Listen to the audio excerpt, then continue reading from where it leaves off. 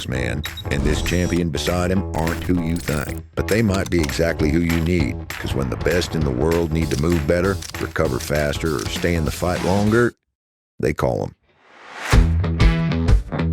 Welcome to The Rest Factor. Today on the show, we have Juliet and Dr. Kelly Starrett. Dr. Kelly Starrett. Juliet Starrett. Kelly and Juliet Starrett. Juliet is an entrepreneur, attorney, elite athlete, and CEO of The Ready State. As a best-selling author and co-host of The Ready State podcast, she's on a mission to make movement and recovery accessible to everyone. Dr. Kelly Starrett is a world-renowned doctor of physical therapy, movement expert, and best-selling author of books like Becoming a Supple Leopard, Revolutionizing Mobility and Injury Prevention for Professional Athletes, Military Special Forces, and Corporations. Today, we're diving into their insights on rest, recovery, and how to build a durable body that can perform at its peak, whether in competition, the gym, or everyday life. Stay tuned to hear more. Enjoy the Rest Factor podcast. Welcome to the Rest Factor. I'm your host, Anna Marie Schick. I am a certified health coach and sleep expert here at Sleep Me. Today, we are joined by none other than Juliet and Kelly Starrett. Kelly and Juliet, welcome to the show. Thank you so much for having us. We are so lucky to have you on the show. I know that we have been longtime friends. You've been longtime friends of the Chilipad family. I love it when we know that people truly understand that as health professionals, we are genuinely trying to improve the health and wellness of the world and meeting people where they are to improve their life, their lifespan, their health span. And so just to start with, we appreciate you guys so much for everything that you've done in the health and wellness world and for us as well. So how are you guys doing? We're great. We're excited to be here. Very cool. Well, as co-founders of San Francisco CrossFit, which is what everybody kind of, hears first, apart from all of the incredible things that you guys have done and achieved and your books, what significant changes have you observed in the fitness industry over the years? There's been so much, right? Like as a health and wellness professional myself, it used to be the aerobics, the high impact aerobics, and then the weightlifting. And then it was, there's this thing called core, and there's core strengthening. And then, there's functional. And then all these words kind of got muddied and kind of interwoven. And then everybody knew and nobody knew, a lot of nothing and everything. And then we're all out here going, what should we do? That's right. So how have you adapted your practices over the years? Well, I'll start with the sort of what has changed in my view in the fitness business and by telling a story. Kelly started teaching courses through our original company, Mobility WOD, back in 2009. And he was teaching movement and mobility courses to coaches and practitioners and everyday athletes who just wanted to understand how their body moved. And at that time, he would literally have to explain to people what their quad was. It felt like the dark ages. Like people really did not understand much about anatomy and physiology, about movement and mechanics. And he was really starting with the very basics. And now, and I think, we can credit the internet and social media for this. There's so much information out there that everyday people have become quite sophisticated, and that continues to happen.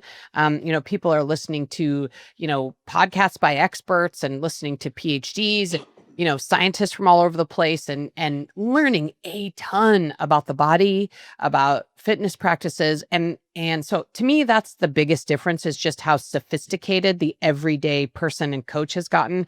If I look back to the early days of our gym and early days of our company, Mobility WOD.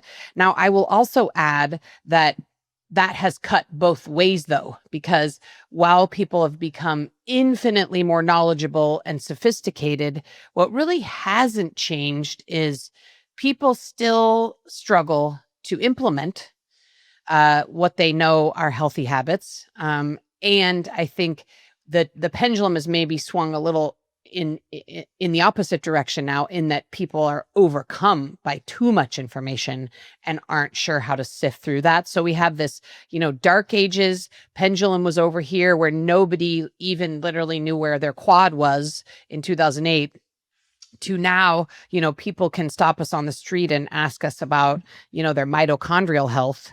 And it just has been this big swing. So to me, that's the biggest change I've seen in the fitness business. And if I might just take a slightly more sort of tactical approach, in 2005, when we started our gym, no one was overhead squatting, no one was front squatting. You couldn't buy a kettlebell in San Francisco. We had to drive down to Playing Against Sports in Santa Cruz, and that's where we were able to buy our first kettlebells.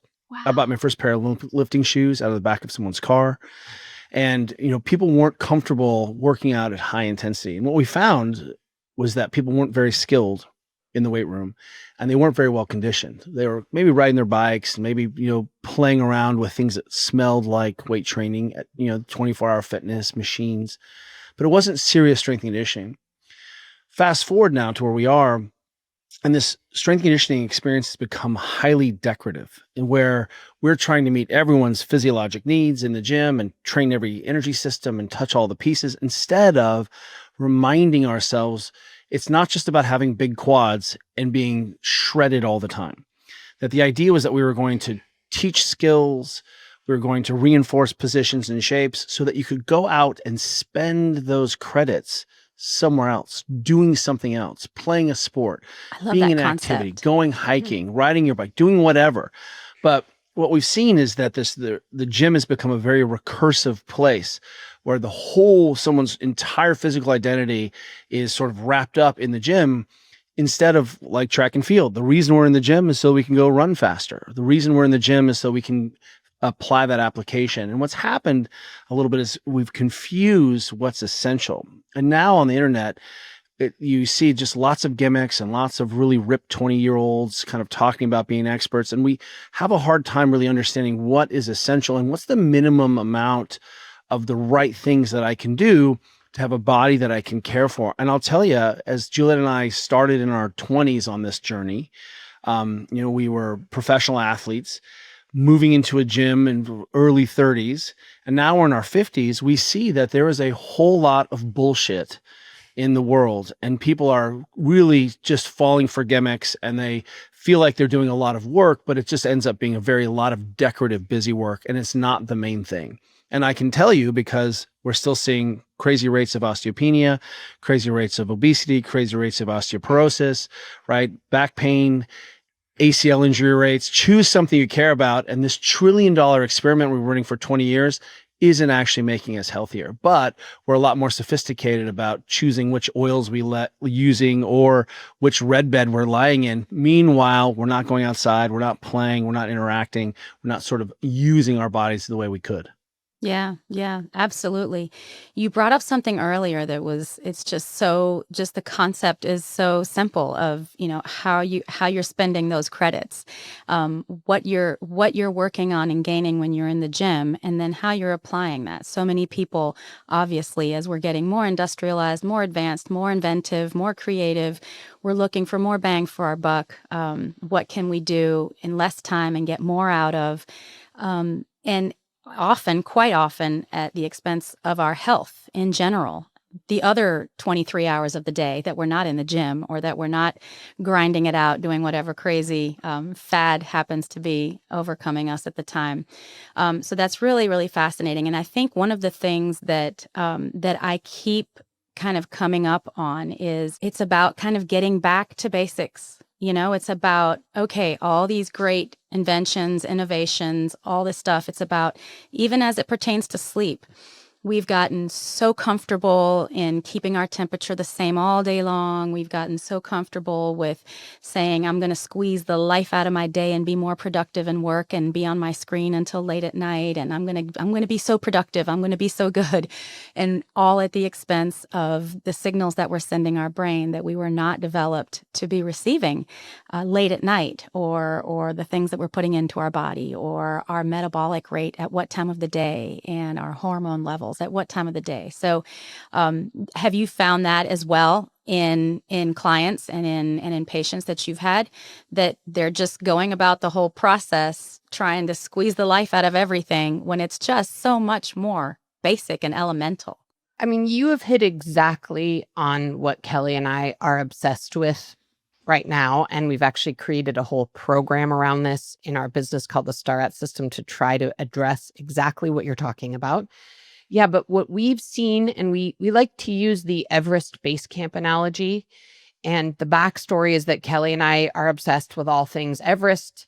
Kelly actually hiked to Everest Base Camp when he was a junior in college. We watch all the movies, we enjoy all the drama. We have no desire to hike Everest ourselves, by the way, but we sort of love it. I like we to call we it have to- hiking Everest. hiking Everest. But what we see is there's kind of, if you take all the population, there's like two types of people. And the people that are probably listening to this podcast, I think, would fall into this first category. Everybody knows if you want to climb Mount Everest, you need to go to Everest Base Camp and acclimate for literally like 6 weeks. Like you don't get there and put up your tent and then start climbing up Everest. It's this long process of acclimating at Everest Base Camp. And then the first part of climbing Everest is this gnarly section called the Khumbu Icefall, which is one of the most dangerous parts of Everest. And what we see is that people in our demographic are skipping Everest Base Camp, and they are already climbing the Khumbu Icefall without acclimating at Everest Base Camp. And the connection to the fitness world is that, what we see are a lot of people who are laying in a red bed, throwing away their black spatula, avoiding seed oils, taking a ton of supplements, Listening to podcasts as their health practice. They're doing a lot of things that feel like they're going to move the needle on their health, but they've skipped over the basics. And the basics are the principles. Nobody disagrees on them. There's billions of studies backing that human beings need to move a lot. They need to sleep enough and well. They need to eat some fruits and vegetables, make sure they get a lot of fiber. They, especially as we age, we need to really keep an eye on how much protein we're eating. We need to take care of our tissues in our body. We need to walk a lot. Those are the basic principles. And pretty much nobody in their right mind in the fitness industry disagrees that these are the basics. And the basics are base camp. And so what we see a lot in the, people who are interested in health, fitness, and wellness is they've skipped over base camp. They're trying to climb Mount Everest before acclimating. And look, we love all these tools. I mean, how obsessed we are with the Chilipad. Yeah. Yeah. And we can talk about pro-life. We can talk about Kelly's Chilipad Sleep Me origin story at some point during this podcast. How obsessed we are with that. But laying on a Chilipad and having that be your sole health practice, unfortunately, is not going to move the needle of your overall health. Right. And so we see that people are too prone to seeing, ooh, bell and whistle, I'm going to buy a Chilipad or a red bed, but I'm not actually going to do the basics. And so all of these tools and technologies we have are awesome, and we take advantage of a lot of them, but we get to take advantage of them because we've acclimated at base camp. I have to hear Juliet threw the stone and hit her hand. What was your foray into the Chilipad life? Oh my God, you haven't heard this story? I don't know. Maybe I have. Here's how I first learned about you guys. In 2020, Todd was like, "Oh, you don't know the Starretts? They're like the grandparents of CrossFit." And then when I met you guys, I was like, they're my age. What are you talking about, grandparents? Yeah, tell Todd say what the hell on that grandparents thing. So I'll tell you the story. I want to say it was maybe the 2013 or 14 Bulletproof Conference, which I think it was called the Bulletproof Conference back then. And I think it was the first time we ever went. Kelly was speaking, and what was funny about his talk is that he gave a talk at the biohacking conference about how biohacking isn't going to work. I think even back then, we were always kind of pushing against a little bit of biohacking. And as a pre-story to that, Kelly is basically the hottest sleeper known to man. Like our whole life, he would wake up sweaty. Fans, window open, really struggled with being overheated in sleep. And so we were cruising around the vendor village, and Todd had this Todd's booth was literally like a printed banner from like the local FedEx store, and he had like one Chilipad and The a original table. He had like tiny a cube. Costco table. There was nothing fancy going on there. And we stopped and talked to him, and Kelly was like, I see the truth of this. This is going to change my life. And we bought one. And we bought one, and it was actually, I bought it. The conference was in September, and Kelly's birthday was at the end of the month. And so I bought it for him, like as his birthday present. And that was the beginning of the story. I mean, it literally, he kept that thing at 55 degrees. He woke up not sweaty for the first time in his life. That's and amazing. I mean, then we were sold forever, and then I've had a funny journey myself, because I spent most of my life being freezing cold. So I was like a chilly blanket person for a long time. And then, enter menopause. And all of a sudden I was like, wait, now I actually have my Chilipad colder than Kelly does. So, I've had my own different journey, but yeah, I mean, we literally just found Todd by himself in this booth, and we were like, totally understood it in 2 seconds. Yeah, And then, that's I mean, Kelly amazing. literally recommended it to everyone we knew, and still to this day, it's, we get all the incredible. gadgets, all the bells and whistles, everything sent to us. And we understood this product in 2 seconds. Only problem I have with the Duck Pro, it's the only one, is that I can't take it with me when I travel. I know. Stay And so tuned. suddenly I'm Stay in a tuned. hotel room and I'm like, why are my legs on fire? What's Yeah, going on same. here? Yeah. And it's because I'm so accustomed to, Right. sleeping through and being at the right temperature. And it's really remarkable. Mm-hmm. And I'll tell you, my favorite thing to do is to blast it in the morning and get all warm. And then like, why do I have to, leave the bed feeling terrible? It's like the heat seater for your car too. So I think you can actually feel great. But the Doc Pro has been the single most important intervention in terms of my health in my whole life. Yeah. That's awesome. Well, thank you guys for sharing. The other thing that we want to just remind people is that we work in high performance. So if we're talking about professional teams, the All Blacks, NFL, all the professional sports, Premier Soccer, Premier Rugby, the Olympics, tier 1 military groups, we see everyone's dirty laundry. Yeah. And ultimately what we think of is that high performance environments, sport, is really the laboratory where we can begin to understand inputs and outputs at high speed, high load, high consequence, high stress. Right. The problem with the human being is that we're so adaptable and so robust that you can sleep for 5 hours for decades and not apparently have any problems. Yes, you might have some Apparently. chronic pain, you might Till you be don't. like deranged, but there will become a tipping point where you can no longer buffer that based on your incredible genetic heritage of being able to tolerate high levels of stress. So what we're trying to do is say, hey, look, in these situations of high load, high consequence, high speed, high stakes, we can really see inputs and outputs much more clearly. And the highest calling of sport and performance is actually to transform our households and our society, not sport as entertainment. So Juliet and I are able to look around and say, hey, what are the clear, objective, evidence-based measures that allow us to meaningfully create a readiness in our athletes and our corporations and our healthcare based on these principles that allow people to now do what they want to do with their bodies, be pain-free, go and extend, have more energy with your kids, be able to take care of your loved ones. Again, even, dare I say, play on the weekends, right? I think a really nice allegory for this is what we've seen in pickleball and the injuries in pickleball. And what we say is, well, pickleball's dangerous. Pickleball is the most tame activity there is. You're whacking a wiffle ball back and forth over a small net. But here's the deal. And I want to be very clear, pickleball is here to save America. But it turns out what we had was a diagnostic test, right? A third-party validated system that showed us we weren't spending time outside. We weren't playing and in community.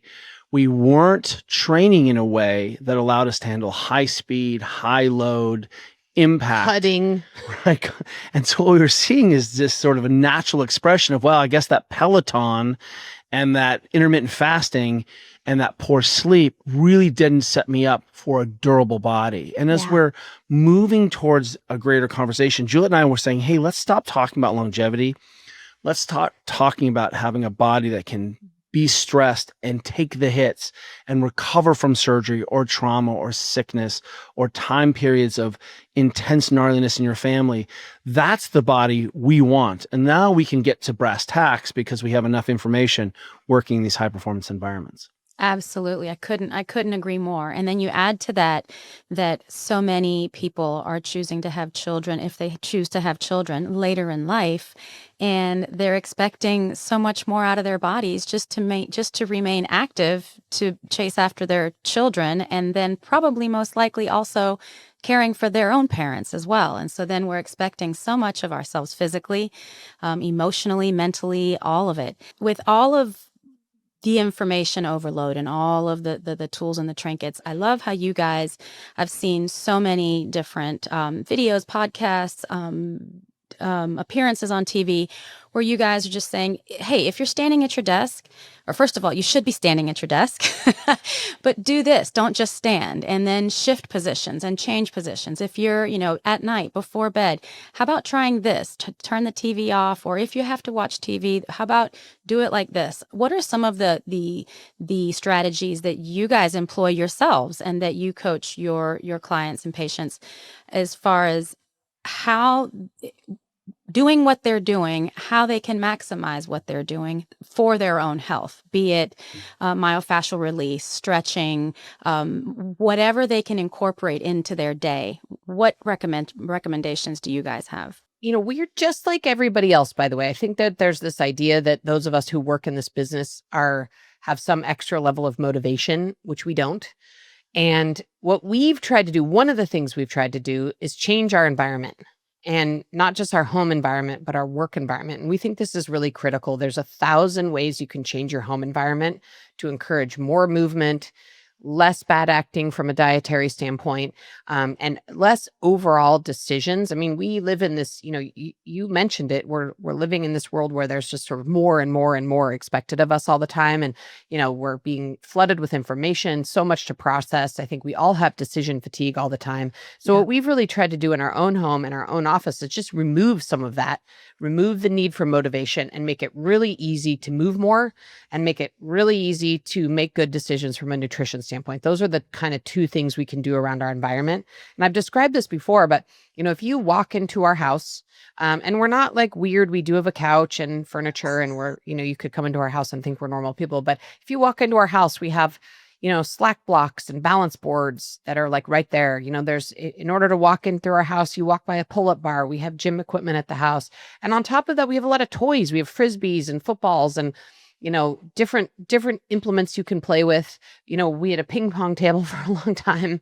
And then likewise, Kelly always says, for example, if there are cookies in the house, nobody's safe until all the cookies are eaten. So, we try to just not have cookies in the house because we love cookies. And if they're there, we're going to eat them. Right. So we've just figured out all these little micro strategies around our home, and the same for our office, that make it much easier for us not to have to make another decision, to just make the right decision. One example at our office, and we've really tried to correct the record because a lot of people thought we were like the standing desk people and that we should just stand like soldiers for 12 hours. And we've tried to correct the record over the years and say, no, standing is good, sitting is fine, sitting isn't bad. The goal is more movement. And one example at our office is that we have a lot of standing tables here. They're set at standing height. They're not electric. They're not just able to be turned down to sitting position and left there. We just create an environment where the default is to stand. Now, all of our standing desks at our office also have stools. We're sitting in a stool right now. Kelly's actually perching. His legs are on the ground.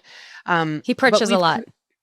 We create an environment where it's easy to make the right decision so that, we're automatically, cued to stand for part of our day, sit on the floor for part of our day, move around, walk, do a couple pull-ups before we walk into our house, throw the Frisbee with our kid in the front yard. Like, we've just created this environment where it's a lot easier to make the right decision because we are just like everybody else. We're busy, we're time crunched, we are tired at the end of the day, and we just want to make it easy to do the right thing. So one of the things that I think is useful is that we have created something we call the eights. And this is really an easy way for people to understand that in 2.5 million years, we have been on this planet evolving to have this body that's designed to cope with a set of factors, set of environmental loads. Doesn't matter where you live, what your socioeconomic background, what your cultural heritage is, you're a human being, full stop. And there are some things that are just endemic to all of us. And frankly, for the last 10,000 years, we're really the same people. I'm a little fatter. Your femur is a little longer, but we look exactly the same as we would. And so what we can start to say is, well, what's essential? Well, everyone has heard of vitamin D in milk. Well, one of the things that we discovered was that if you weren't getting enough sun or eating enough foods rich in vitamin D, we didn't get good bone formation. And we had this thing called rickets. When we used to sail on the seas, we didn't get enough vitamin C, we had scurvy. And, Captain Cook, for all his failings, started to put in a lot of produce and all of a sudden solved the scurvy problem. People's teeth didn't fall out on these long sea voyages. So we understand that there are some minimums, and we can go ahead and expand those minimums. And so what we want people to understand is that walking is not optional. That one of the reasons you need to walk is we need to actually decongest your body. We need to pump out the sewage system. The lymphatics are all bootstrapped into your musculature, and walking is because it has been bootstrapped into the DNA of human beings, because we were always looking for food, growing food, interacting, moving. It's interesting that our waste disposal system was kind of directly attached to this movement system. Well, we've come to understand that 8,000 steps a day is a reasonable number of steps for an average person who is busy and can't, go for a 2-hour walk. But that 8,000 steps reduces your all-cause mortality by like 51%. And so if you could give everyone in your family a pill to make them 50% less likely to die, then you would give them that pill. And that's called, hey, let's go for a walk after meals. Let's go interact in our community. Let's get some sunlight on our bodies. And that's a place we start. And that's the first 8. So we start to see suddenly that, wow, human beings really do need fiber, and we need micronutrients so that our bones work, so our metabolism works, so our brain works. And if you want to talk about being really old and kicking butt when you're really old, you'd better have tissues that are bomb-proof enough to handle the kinds of loads that we're talking about. Right. But if you don't eat nutrient-dense foods, and what you're thinking about is, hey, they're frying my French fries in a healthier oil, you're missing the point of what human beings need. And now we can start to, again, continue to expand all the 8s, whether we're talking about laying in bed for 8 hours, not looking at your phone. We're talking about eating at least 0.8 grams of protein per pound body weight, right? We like to get outside. We used to say, hey, you need 80 minutes of play on the weekends. That's 2 little 40-minute sections. And what we start to align are really seemingly complex biologic processes that are tightly coupled, that the system, when I walk, I'm going to accumulate enough non-exercise activity fatigue that I induce sleep pressure and I want to go to sleep. And so suddenly, because I'm walking outside, and the average American spends 20 minutes outside a week, that's hard data. What we see is suddenly you don't know your community, you're not getting the light that your body needs, you're not getting the vitamin D. And what we start to see is that this system is so complex, but the behaviors underlying that are essentially simple.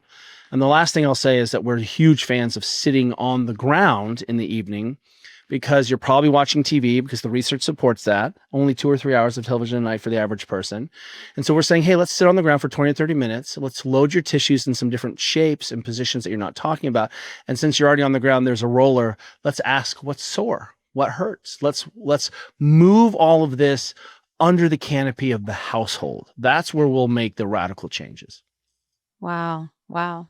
You've basically asked all my questions for me. It truly is. And I think, and you can speak more to it, but I think just from what I was kind of looking at before speaking with you guys, that's the nuts and bolts of the Starretts system, I guess, right? I mean, talk to us a little bit more about what you're trying to achieve, because, not everybody has access to high level training, but I think what you guys are trying to say, just like you said in the beginning, Kelly, is, let's cut through the BS. You don't have to have access to high level training. And I know, obviously, the Starretts system is multi-pronged approach, it obviously. But what would be the top 2 or 3 things that people could start today that you would be able to say, these are just, like you said, non-negotiables? Yeah, I mean, I'll just list off the 8s. And what we recommend people do is literally open the Notes app on their phone and write these things down, and then set an alarm once a day to actually open your Notes app and look at them. We find that to be a really effective habit. Again, so basic. So basic. But what we recommend that people lay in bed for 8 hours without looking at their phone. And we can explain why that's our recommendation. They get 8,000 steps a day. They eat 800 grams by weight of fruits and vegetables each day. Could be It's frozen, very much. could be That's fresh, like 400 calories. You aim to get 0.8 grams of protein per pound of body weight. And that's really conservative. You go outside for 180 minutes a week, right? Did I get that number right? You go outside and sit on the floor for 30 minutes a day. Did I miss anything in the 8s? But what's important about this is that, let's say you don't like exercise, or let's say that you don't have time to exercise. We're not throwing away your whole physical practice.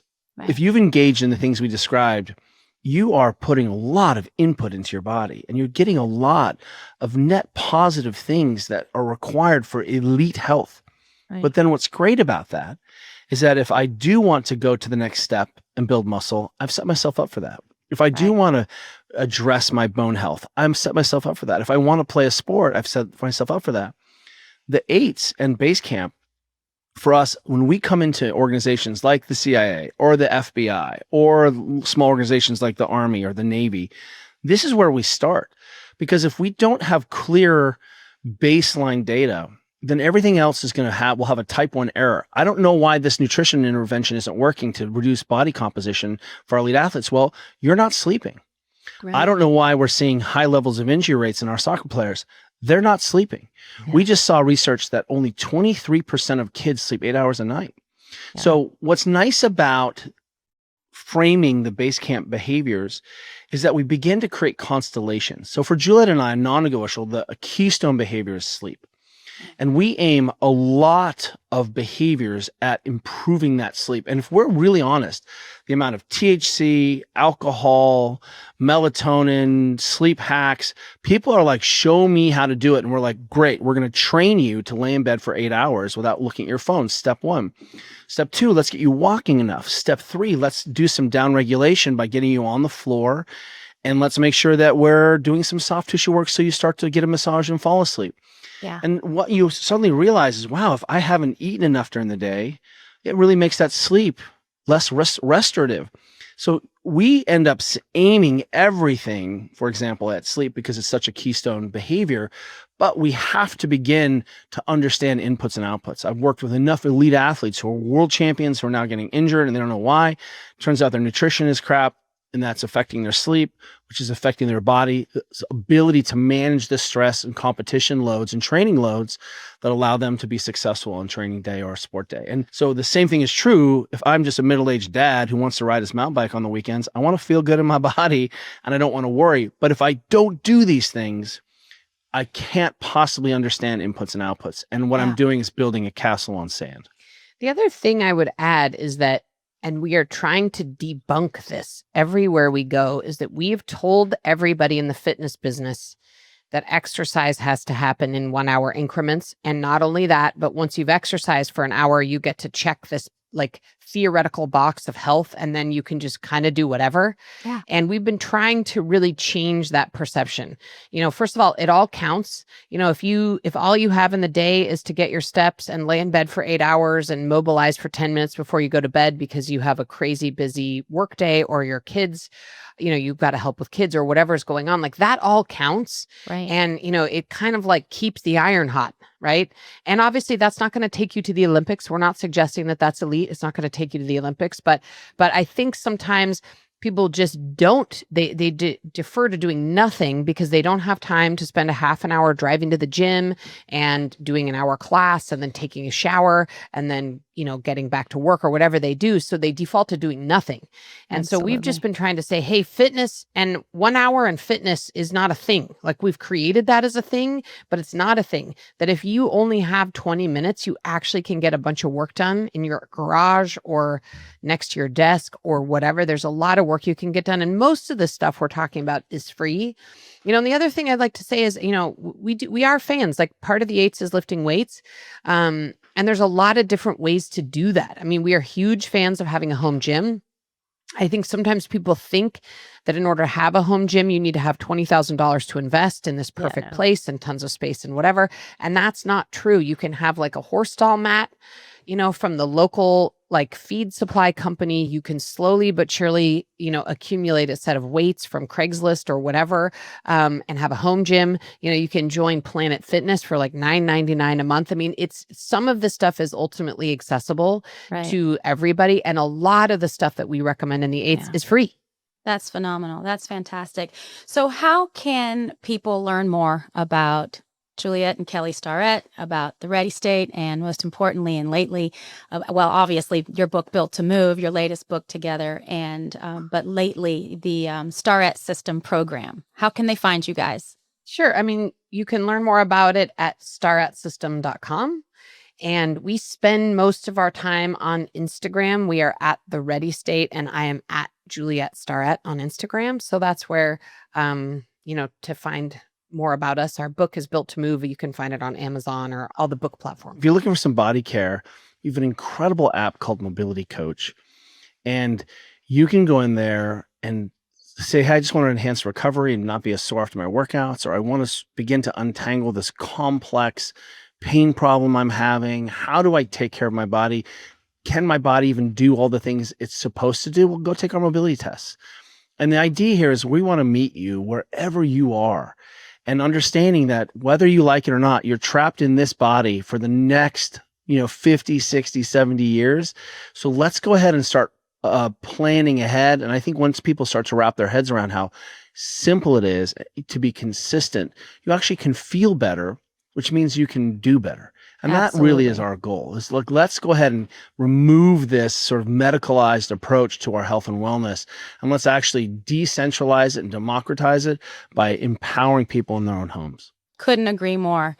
We appreciate you guys so much for just making all of these concepts so obtainable, achievable, and user-friendly. The content that you deliver, not only on social media, but through your books and through your messaging, is just always so easy to follow and understandable. I think that there's nobody has an excuse. And like you said, everybody can do something, and something is better than nothing. So again, thank you guys both so much for coming on the podcast.